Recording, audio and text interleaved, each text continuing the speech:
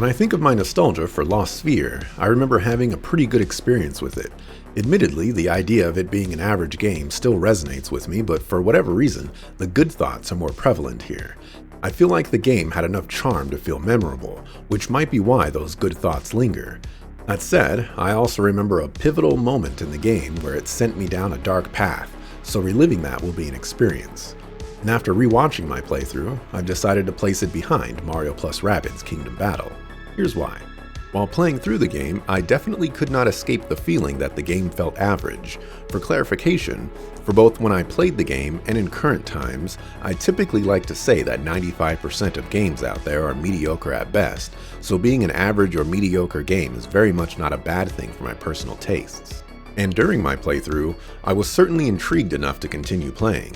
The story didn't take me in directions that filled me with excitement or intrigue, but I was curious enough to see it through, and I even enjoyed my time with it. I thought the momentum system for combat was interesting, and the ability to transform into vocal suits provided another layer to engage with. The customization of Sprite Knight felt varied, and the cast of characters felt as though they each had a nice niche to them. In some ways, Lost Sphear reminded me of The Legend of Dragoon, and it was neat to make those comparisons.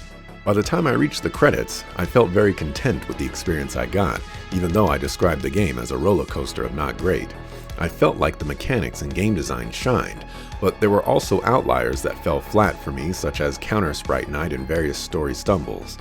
I ultimately felt the game wasn't worth playing at the $50 price tag I paid for it, but I didn't feel like I wasted my money, nor did I regret playing it. And then I decided to load my save because I wanted to show something other than the title screen while discussing my thoughts, and uncovered that my story progress was only at 70%, and there was much more game to go.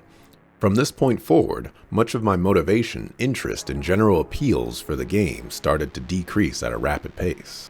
For the life of me, I couldn't understand the thought process of showing credits, throwing the player back to the title screen, and then just hoping they would load their save to uncover the remaining portion of the game.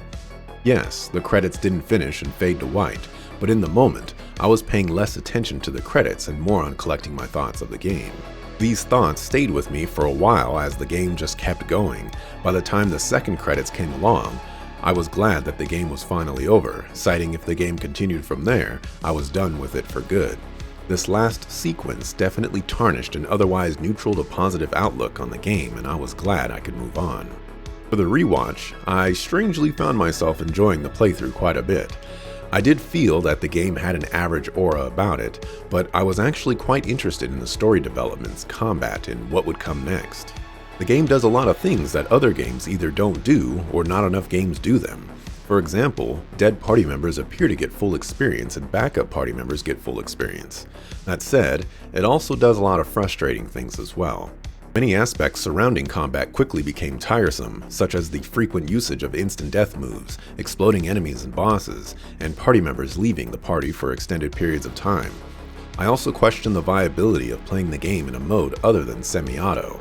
Some bosses really seem to take advantage of even the slightest indecisiveness, that giving them extra ATB meter for free seems devastating.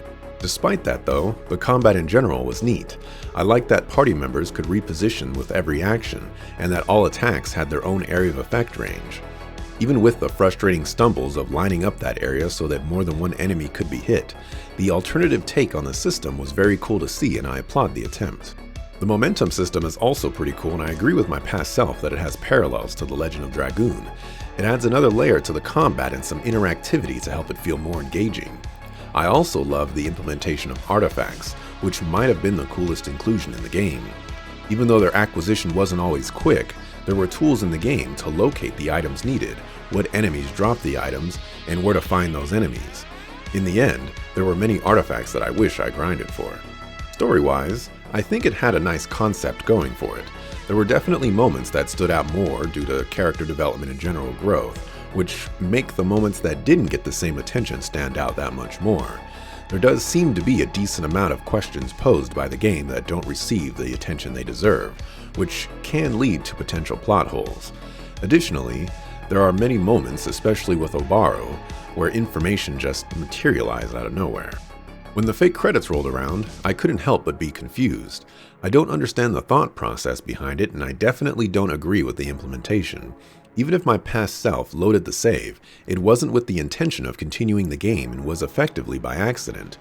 The thought that people out there could miss out on additional story to close out the game because of this choice is pretty baffling. Having said that though, it might have been for the best for those people because the portion of the game after the fake credits lost me fairly quickly.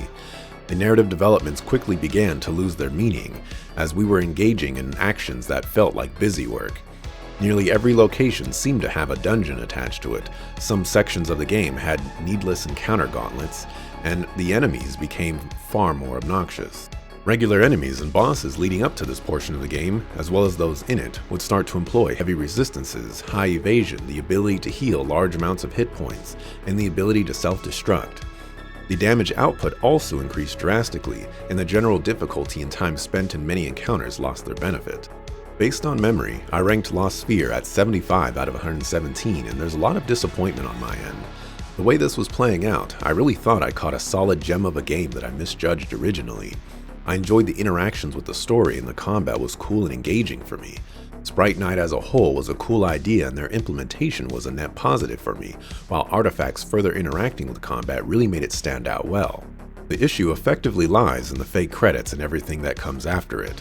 I describe myself as a person who enjoys the journey more than the ending of a game, so I find myself enjoying many games despite their poor endings. Where it all goes wrong for Lost Sphear is that the second portion of the game really tarnishes the experience. It's a slog to get through, and while it may not have been intentional, it felt like padding. The portion of the game didn't feel like it received the same amount of attention as the rest of the game, both in how it approaches the story developments, and its utilization of environments and characters. So, I think Lost Sphear comes up behind Mario + Rabbids Kingdom Battle. The post-fake credits portion of the game consumed over 8 hours of my 34-hour playthrough, and it just wasn't fun.